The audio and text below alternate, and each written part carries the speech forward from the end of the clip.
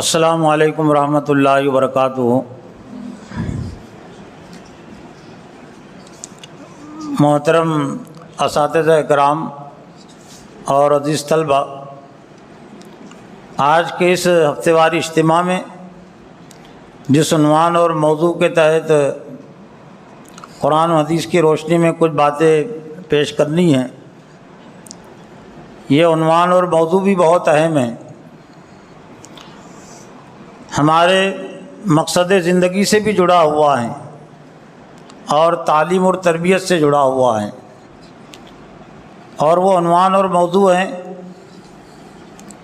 عبادت کا قرآنی مطلب و تقاضا۔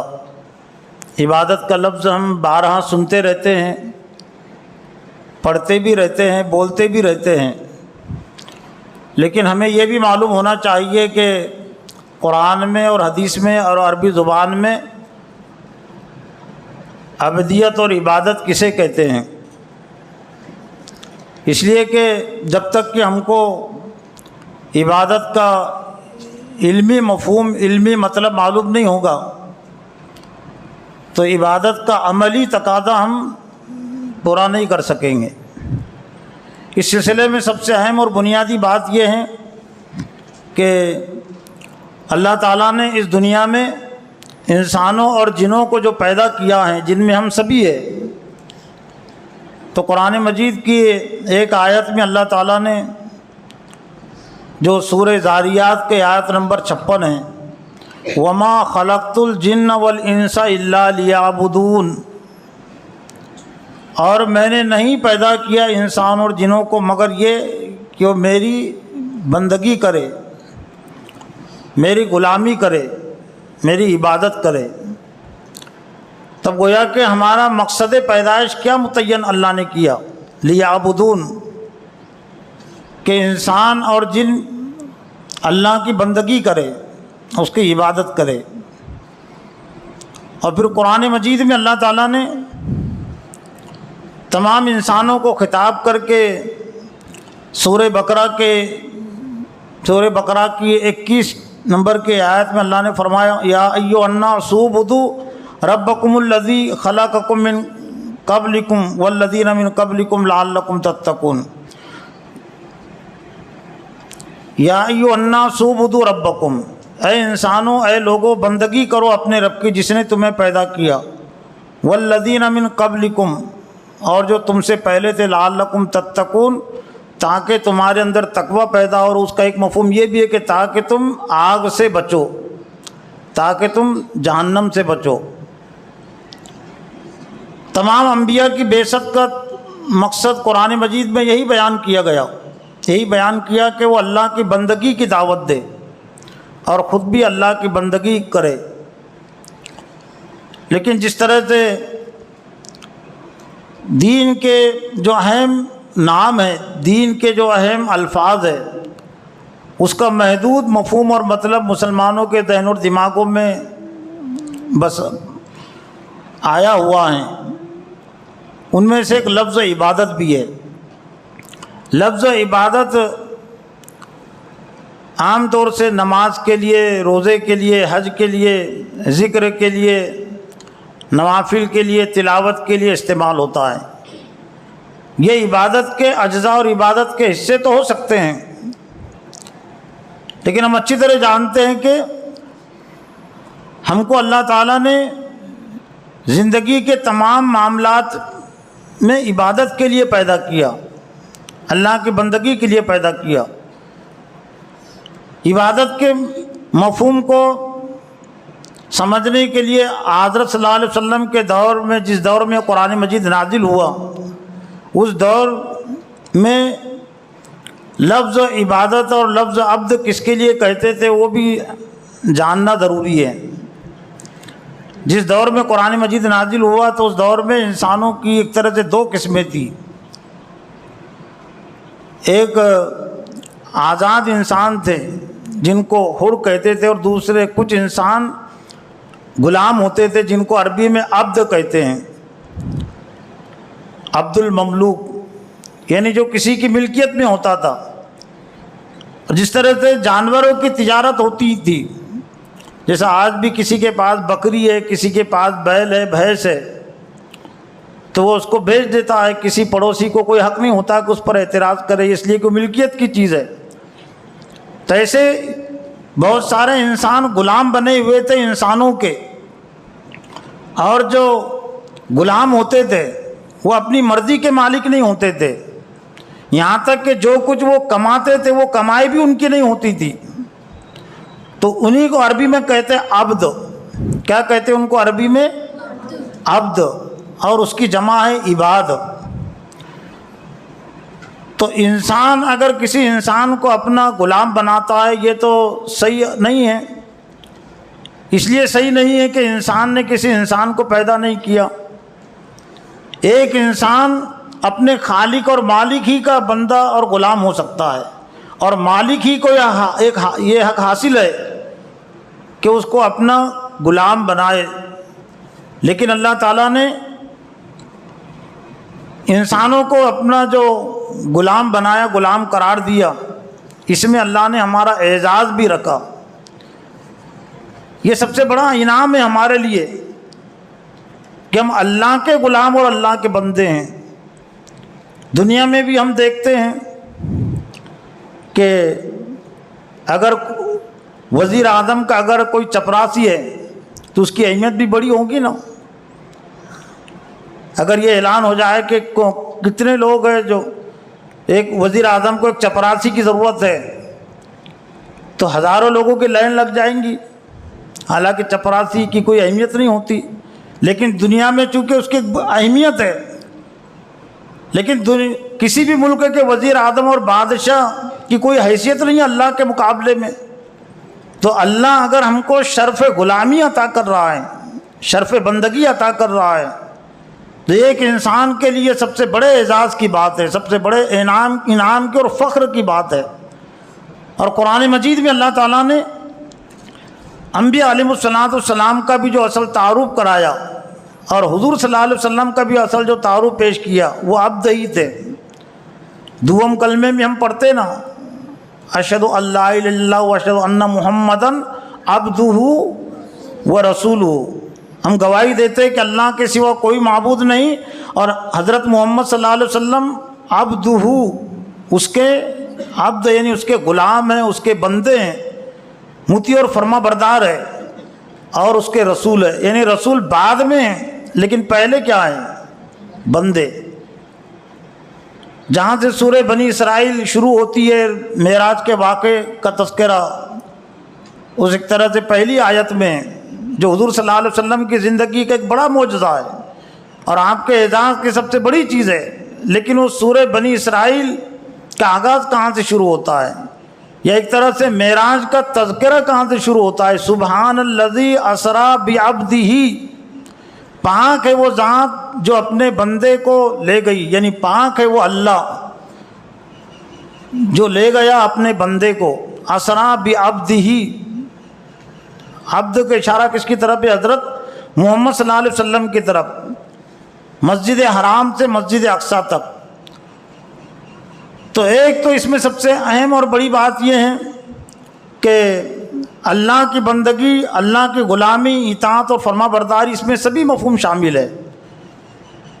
یہ انسان کے لیے سب سے بڑے اعزاز کی چیز ہے، اور اللہ تعالیٰ آخرت میں اس کا انعام جنت کی صورت میں ہمیں دے گا۔ تو بندہ، اس کو عربی میں بندہ اس کو کہتے ہیں جو اپنے مرضی کا مالک نہیں ہوتا، جو اپنے مال کا مالک نہیں ہوتا، جو اپنی جان کا بھی مالک نہیں ہوتا۔ تو اللہ سے ہم نے جو عہد اور وعدہ کیا، لا الہ الا اللہ محمد رسول اللہ کا اقرار کر کے، وہ وعدہ اور عہد یہی ہے کہ ہم نے اللہ کی بندگی میں اپنے آپ کو داخل کیا کہ اللہ ہم تیرے بندے بن کر رہیں گے۔ تو عربی میں بندگی، عبد کا جو لفظ ہے، بندگی کا، عبادت کا جو لفظ ہے، وہ پرستش کے معنی میں بھی استعمال ہوتا ہے، عبادت، اور دوسرے غلامی اور اطاعت اور فرما برداری۔ اور یہ اللہ کی بندگی اتنی اہم ہے کہ سورہ فاتحہ میں اللہ تعالیٰ نے ہم سے جو عہد و پیمان لیا، یا سورہ فاتحہ میں ہم اللہ سے جو عہد کرتے، وعدہ کرتے ہیں، تو وہ عہد اور وعدہ کیا ہیں؟ इय्याका नाबुदु व इय्याका नस्तईन, इय्याका नाबुदु, अबदा याबुदु सही है ना, नाबुदु यानी जमा मुतकल्लिम का सेगा, अरे अल्लाह ताला हम तेरी ही बंदगी करते हैं, यानी सिर्फ तेरी बंदगी नहीं, तेरी ही। इसलिए ज़्यादातर मुतरजमीन ने तर्जमा किया तेरे अलावा हम किसी की गुलामी नहीं करते, तेरे अलावा किसी की बंदगी नहीं करते। वइय्याका नस्तईन, और तुझी से हम मदद चाहते हैं। फिर सूरह नहल की आयत नंबर 36 में अल्लाह ताला ने तमाम अंबिया के हवाले से, तमाम अंबिया की बेइज्जत के हवाले से, तमाम अंबिया के दुनिया में आने का जो मकसद है उनमें से एक अहम मकसद है वलकद बासना फ़ी कुल्ली उम्मति रसूला अनिबुदुल्लाह वज्तनिबुत तागूत, कि हमने हर उम्मत में एक रसूल को भेजा। तो रसूल के बुनियादी तौर से दो काम, अनिबुदुल्लाह अल्लाह की बंदगी की दावत दे, वज्तनिबुत तागूत और तागूत से बचे, तागूत से इज्तिनाब करे। और तागूत कहते हैं गैर इस्लामी निज़ाम और नज़रिए को, गैर इस्लामी निज़ाम और नज़रिया, पार्टी, अदालत, ये तमाम ही चीज़ें तागूत की तारीफ़ में आती है। सूरह निसा की आयत नंबर 60 से भी हम तागूत की तारीफ़ को हम समझ सकते हैं कि तारुफ कहते, तागूत कहते किसको है। सूरह निसा की आयत नंबर 60 में अल्लाह ताला ने मुनाफिकीन के किरदार को बयान किया। अलम तरा इलल लदीना यज़उमूना अन्नहुम आमनू बिमा उनज़िला इलैका वमा उनज़िला मिन क़ब्लिक युरीदूना अन यतहाकमू इलत तागूत वक़द उमिरू अन यकफ़ुरू बिही व युरीदु शैतानु अन युज़िल्लहुम ज़लालन बईदा। ऐ मोहम्मद सल्लल्लाहु अलैहि वसल्लम, क्या आपने देखा नहीं उन लोगों को जो दावा तो करते हैं कि वो ईमान रखते उस चीज़ पर जो आपकी तरफ नाजिल की गई, यानी कुरान पर ईमान के दावेदार है। वमा उनज़िला मिन क़ब्लिक, और जो आपसे पहले किताबें नाजिल हुई तौरात, इंजील, ज़बूर, उस पर भी ईमान के दावेदार है, लेकिन उनका मामला क्या है? युरीदूना यतहाकमू इलत तागूत, वो अपने मामलात को, अपने मुकद्दमात को तागूत की तरफ ले जाते हैं। तो तागूत किसको कहा गया? पत्थरों की तरफ तो नहीं ले जाते थे ना वो। जो मुनाफिकीन के जो लीडर और सरगने थे, जो मुशरिकीन के, यहूद और नसारा के जो लीडर थे, उनको तागूत कहा गया कि उनसे वो अपने मामलात को फैसल करवाते थे। तो उनको कहा तो वो अपने मामलात को युरीदूना यतहाकमू इलत तागूत, वो तागूत को हकम बनाते हैं, तागूत को हाकिम बनाते हैं। वो युरीदु शैतान, जबकि अल्लाह वक़द उमिरू अन यकफ़ुरू बिही, जबकि अल्लाह ने उनको हुक्म दिया कि उसका इनकार करे, तागूत का वो कुफ्र करे, तागूत से कुफ्र करे। और शैतान तो चाहता ही इंसानों को दूर की गुमराही में डाल देना। तो ला इलाहा इल्लल्लाह मुहम्मदुर रसूलुल्लाह का इकरार करके एक तरह से हमने अल्लाह की बंदगी को इख्तियार किया है। जिस तरह से तकबीर तहरीमा होती है ना नमाज की, अल्लाह अकबर के ज़रिए से हम नमाज में दाखिल हो जाते हैं, लेकिन सलाम फेरने से नमाज ख़त्म हो जाती है। लेकिन जब तक हम नमाज की हालत में हम अपनी मर्ज़ी से कुछ नहीं कर सकते। तो ला इलाहा इल्लल्लाह मुहम्मद रसूलुल्लाह का इकरार करके हम मौत तक अपनी मर्ज़ी से कुछ नहीं कर सकते। हम उतना ही कर सकते हैं जितना अल्लाह ने हमको करने का हुक्म दिया, उतनी बातें हम कह सकते हैं, और उतना ही हम अमल कर सकते हैं जितना अल्लाह ने हमको हुक्म दिया। और जिससे मना कर दिया, जिससे रोक दिया, उससे बचना रुकना ज़रूरी है। और बात है कि इंसान को अल्लाह ताला ने बुरा करने की भी ताकत और क़ुव्वत दी है। जैसे हालात नमाज में अगर कोई बात करना चाहे तो कर नहीं सकता क्या हो? कोई समझ लीजिए कि चलना चाहे, फिरना चाहे, इधर उधर देखना चाहे, इधर उधर देखने से नमाज टूट जाती ना, लेकिन देख नहीं सकता क्या हो? देख सकता हो, लेकिन उसको नहीं देखना चाहिए। वो बातचीत भी कर सकता है, लेकिन उसको बातचीत नहीं करना चाहिए। तो ऐसी हमने ज़िंदगी की जो नीयत बांधी है, अल्लाह की बंदगी की हमने जो नीयत बांधी है, अगरचे अल्लाह ने हमको आज़ादी दी है, लेकिन अल्लाह ने हमें यह भी हुक्म दिया वला तमूतुन्ना इल्ला व अंतुम मुस्लिमून, तुम्हें हरगिज़ मौत ना आए, लेकिन यानी हरगिज़ तुम मत मरो। वला तमूतुन्ना ताकीद का सेगा है, और मत मरो मगर मुस्लिम होकर, मुस्लिम ही की हैसियत से। तो बंदगी का जो लफ्ज़ है, ग़ुलामी जिसे हम कहते हैं, वो ज़िंदगी के तमाम मामलात से मुताल्लिक़ है। लेकिन जैसे दीन का महदूद तसव्वुर आ गया मुसलमानों के ज़हन और दिमागों में, تو یہ بندگی کا عبادت کا بھی محدود تصور ہے۔ بیت الخلا اور پیشاب کرتے وقت بھی ہم عبادت ہی میں ہوتے ہیں، اللہ کی بندگی سے ہم نے نکلتے نا، وہاں بھی اللہ کے بندے بن کر ہم کو رہنا چاہیے۔ تو ہمیں غور کرنا چاہیے کہ وہ مقام اور وہ جگہ جہاں پر اللہ کا ذکر کرنا منع ہے، جہاں پر قرآن مجید کی تلاوت کرنا منع ہے، لیکن وہاں پر بھی ہم آزاد نہیں ہیں نا۔ پیشاب اور پاخانے سے متعلق بھی اسلام نے ہماری رہنمائی کی ہے، یعنی وہ جگہ جہاں پر ذکر کرنا منع ہے، قرآن مجید کی تلاوت کرنا منع ہے۔ اگر دنیا کا شعبہ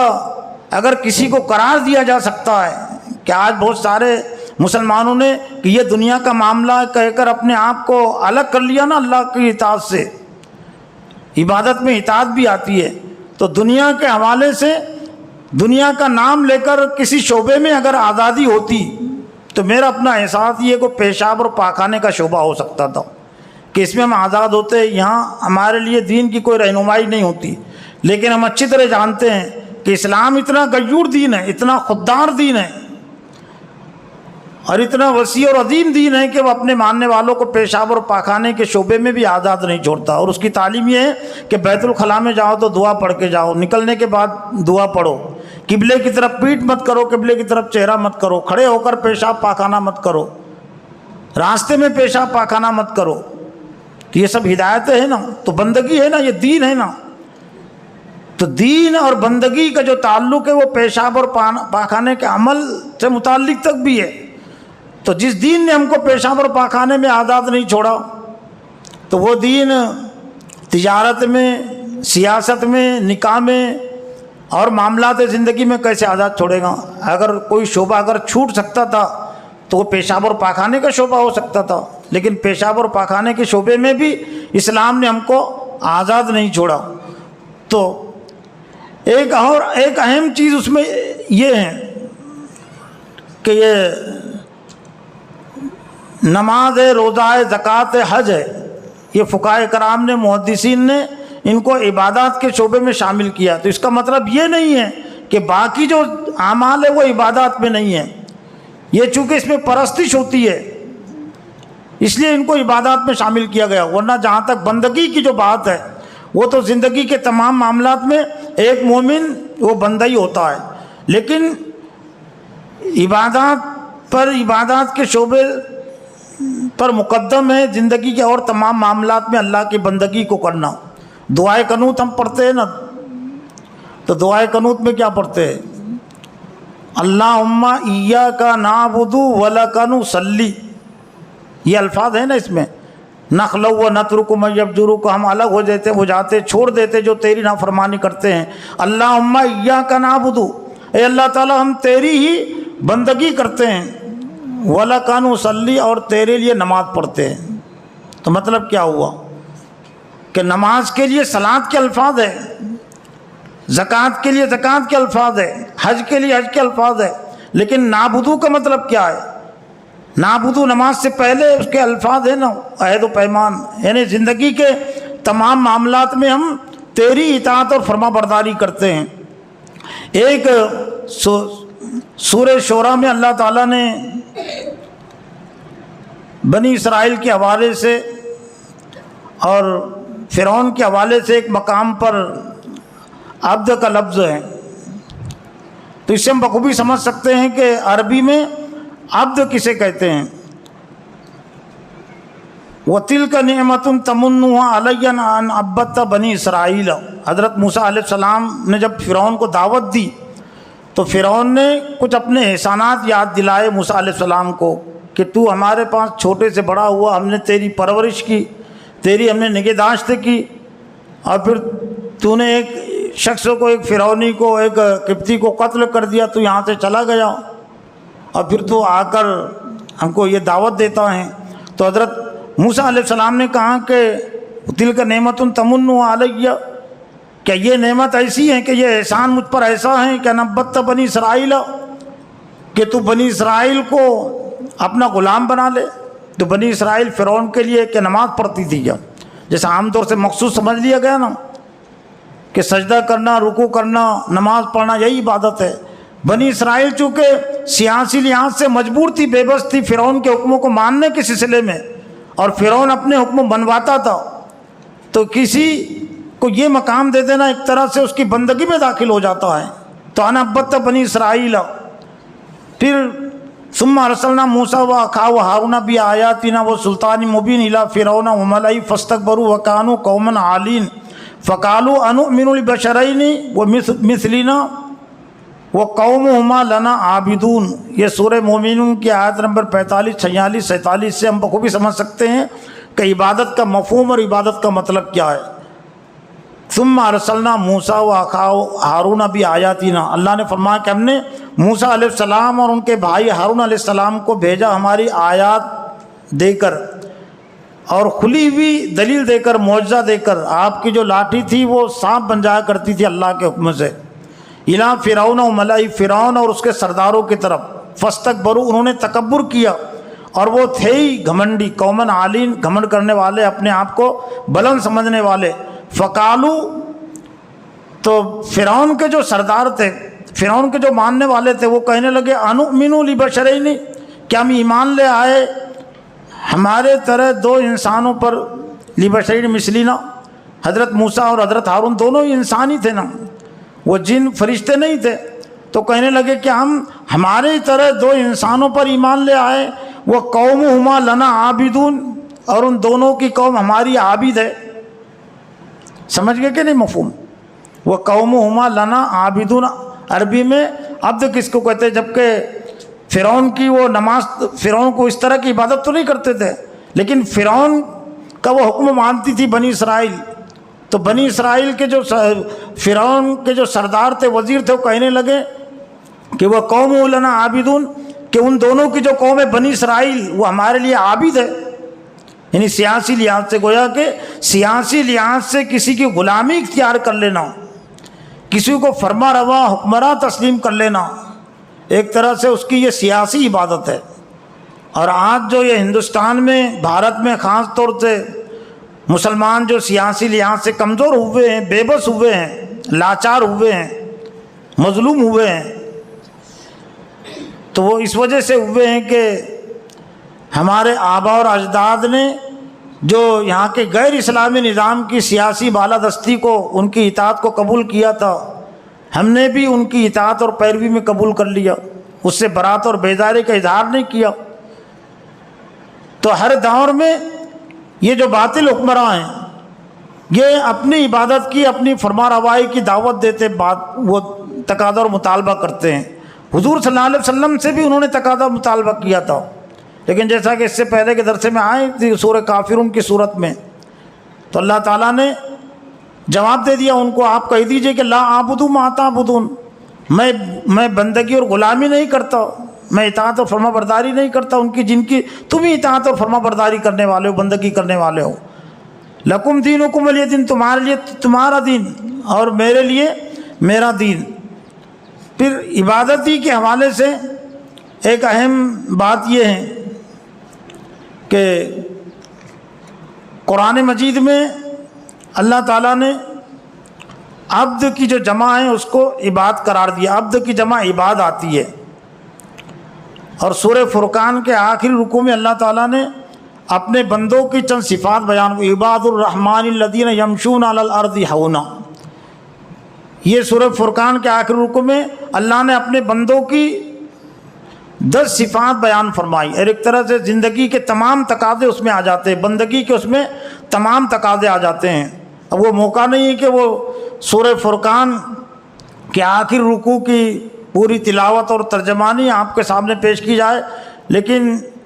نظام انسانی زندگی کے حوالے سے جتنی اہم باتیں ہیں وہ سب کے سب اس میں آ جاتی ہے۔ وَعِبَادُ الرَّحْمَنِ الَّذِينَ يَمْشُونَ عَلَى الْأَرْضِ هَوْنًا وَإِذَا خَاطَبَهُمُ الْجَاهِلُونَ قَالُوا سَلَامًا،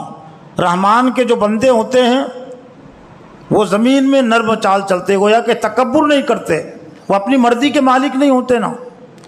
اللہ نے جیسے چلنے کو حکم دیا بس وہی چال اختیار کرتے ہیں۔ وَالَّذِينَ يَبِيتُونَ رَبِّهِمْ سُجَّدًا وَقِيَامًا، اور جن کی راتیں گزرتی ہے سجدہ اور قیام کرتے ہوئے، رات میں بھی وہ بالکل غافل نہیں ہو جاتے، رات میں اللہ تعالیٰ کو بھول نہیں جاتے۔ وَإِذَا خَاطَبَهُمُ الْجَاهِلُونَ قَالُوا سَلَامًا، اور جب جاہل ان سے الجھتے ہیں، ان سے بیجا بحث کرتے ہیں تو قالوا سلامہ کہہ دیتے تم پر سلامتی ہو۔ والذین اذا انفقوا لم یسرفوا ولم یقتروا وکان بین ذلک قواما۔ یہ رحمان کے بندوں کی صفت ہے، وہ ایک ہماری صفات ہے نا، یہ ہم بھی اللہ کے بندے، رحمان کے بندے ہیں، اور اللہ کا بندہ اور رحمان کا بندہ ضروری ہے، بندہ بننا ضروری ہے۔ تو اپنی وہ جو خرچ کرتے ہیں تو اس میں تنگی بھی نہیں ہوتا، کنجوسی نہیں کرتے اور اس میں فضول خرچی نہیں کرتے، اور درمیانی حالت میں رہتے ہیں۔ اور رحمان کے بندے وہ ہیں کہ ولا یدعون مع اللہ الہا آخر، جو اللہ کے ساتھ کسی اور کو معبود نہیں پکارتے۔ صرف اللہ کی بندگی کر لینا کافی نہیں ہے، اس کی بندگی میں کسی اور کو شریک نہیں کرنا، یہ ضروری ہے۔ جیسا کہ سورہ کہف کے آیت نمبر 110 میں اللہ تعالیٰ نے حضور صلی اللہ علیہ وسلم کو خطاب کر کے کہا قل انما انا بشر مثلکم یوحی الی انما الہکم الہ واحد فمن کان یرجو لقاء ربی فلیعمل عملا صالحا ولا یشرک بعبادۃ ربہ احدا۔ کہہ دیجئے انما انا بشر مثلکم، میں تمہاری طرح ایک انسان ہوں۔ حضرت محمد صلی اللہ علیہ وسلم پیدائشی طور سے انسان ہی تھے، اور جتنے بھی اللہ نے نبیوں کو بھیجا وہ سب کے سب انسان تھے، اور ان کا انسان ہونا عین عدل و انصاف کا تقاضا ہے۔ کسی فرشتوں کو اگر اللہ رسول بنا کر بھیجتا، کسی جن کو رسول بنا کر بھیجتا، تو وہ فرشتہ اور جن مکمل طور سے انسانوں کی رہنمائی نہیں کر سکتا تھا، اور انسانوں کے لیے عذر رہتا، یہ بہانہ رہتا کہ ہم تو انسان ہیں اور ہماری ضروریات، ہماری نفسیات، ہماری خواہشات اور ہے، اور فرشتے اور جنوں کی نفسیات اور ان کی خواہشات کچھ اور ہے۔ تو اللہ تعالیٰ نے انسانی رسول بنا کر بھیجے ہیں۔ یوحی الی انما الہکم الہ واحد، میری طرف وحی کی جاتی ہے کہ تم سب کا معبود ایک معبود ہے۔ فمن کان یرجو لقاء ربہ، پر جو کوئی اللہ سے ملنے کی امید رکھتا ہے، فلیعمل عملا صالحا، تو چاہیے کہ نیک عمل کرے۔ لیکن اہم بات، جو بات میں نے آج کے درس کے لیے دلیل کے طور پر لائی ہے، وہ یہ کہ ولا یشرک بعبادۃ ربہ احدا، اور اس کی عبادت میں اور اپنے رب کی عبادت میں کسی اور کو شریک نہ قرار دے۔ یعنی صرف رب کی عبادت کافی نہیں ہے، ولا یشرک بعبادۃ ربہ احدا، اپنے رب کی عبادت میں کسی اور کو شریک نہ قرار دے۔ پھر ایک اہم چیز اس میں یہ ہے کہ ایک عربی میں ایک لفظ آتا ہے، اللہ کا تقاضا اور مطالبہ یہی ہے، اور ہم نے یہی عہد و پیمان کیا عبدیت کا، عبد ہونے کا، لیکن ایک عربی میں عابد کا لفظ بھی آتا ہے، اور عابد کی جمع آتی ہے عابدون۔ لیکن عابد کا جو مفہوم مطلب ہے بہت محدود ہے،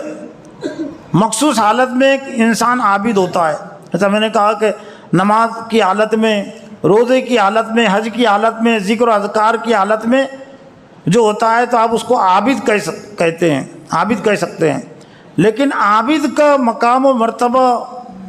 بہت چھوٹا ہے عبد کے مقابلے میں، عبد کا مقام مرتبہ بہت بڑا ہوا ہے۔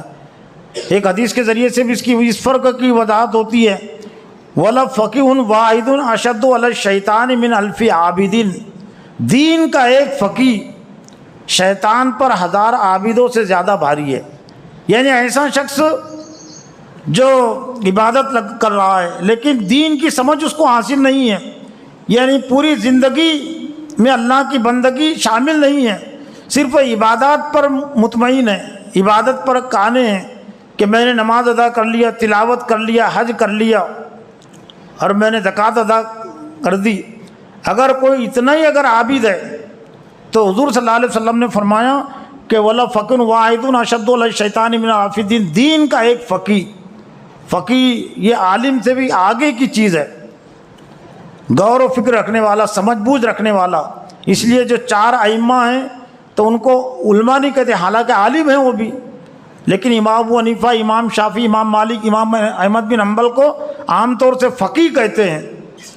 یعنی فقیہ بہت اعلیٰ درجے کی سمجھ جن کو ہوتی ہے۔ اور حضور صلی اللہ علیہ وسلم نے فرمایا کہ مَن یُرِیدِ اللَّهُ بِهِ خَیْرًا یُفَقِّهُ فِی الدِّین، اللہ تعالیٰ جس کے ساتھ بھلائی کا ارادہ کرتا ہے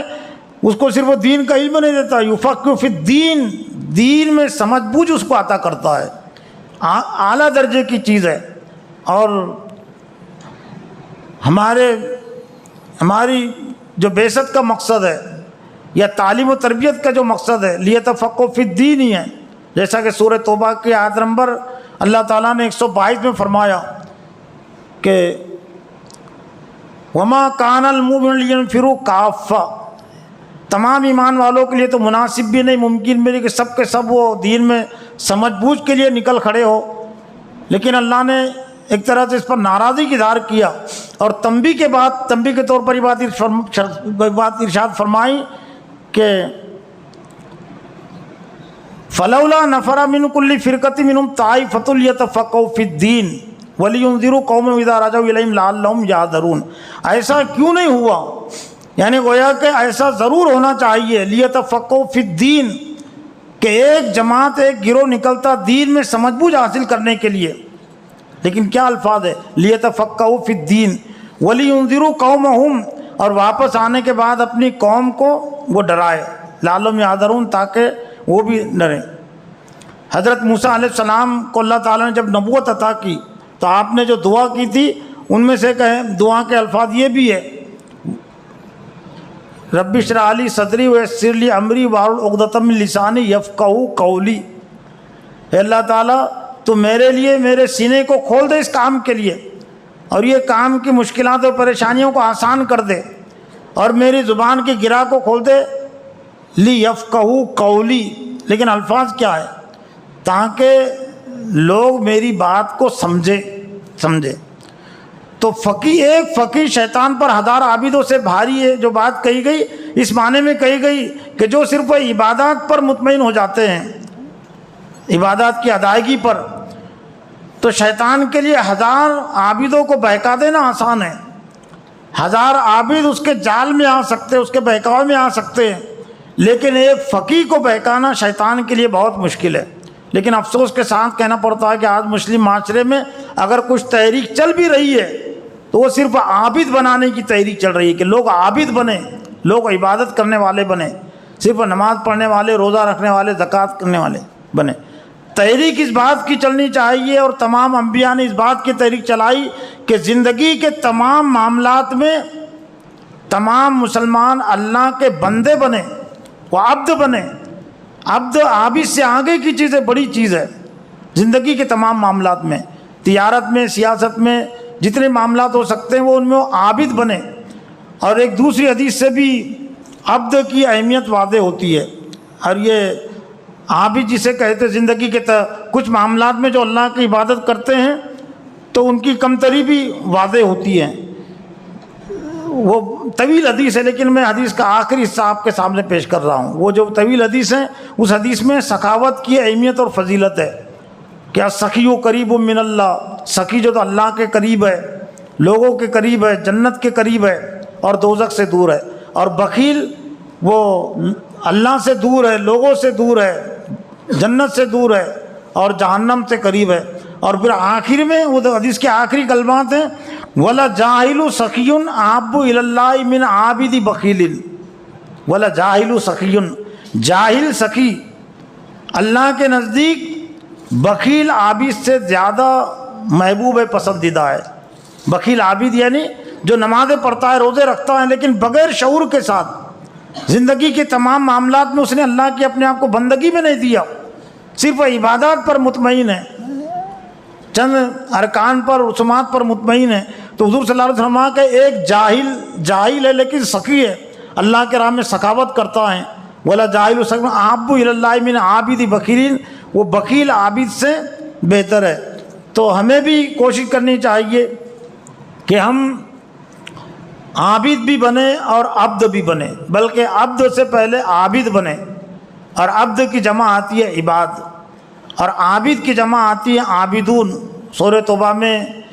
اہل ایمان کے حوالے سے التائبون العابدون الحامدون السائحون الراکعون الساجدون العامرون بالمعروف والناہون عن المنکر، لیکن وہ عبادت عابد جسے کہتے ہیں وہ ایک زندگی کے اہم شعبے سے متعلق ہے، وہ چیز کہ توبہ اللہ کی طرف رجوع کرنے والے، عبادت کرنے والے، سجدہ کرنے والے، حمد کرنے والے، والحافظون لحدود اللہ، اور اللہ کے حدود کی حفاظت کرنے والے۔ تو دینی اور ایمانی لحاظ سے اور عربی کے لحاظ سے عبد جس کو کہتے ہیں غلام، وہ زندگی کے تمام معاملات سے غلامی کی دعوت اور بات ہے۔ تو ہم زندگی کے تمام معاملات میں اللہ کی اطاعت و فرما برداری کے راستے پر رہے اور اس کی نافرمانی سے ہم اپنے آپ کو بچائے اور دوسروں کو بچانے کی کوشش کرے۔ وآخر دعوانا ان الحمد للہ رب العالمین۔ ربنا تقبل منا انک انت السمیع العلیم وتب علینا انک انت التواب الرحیم برحمتک یا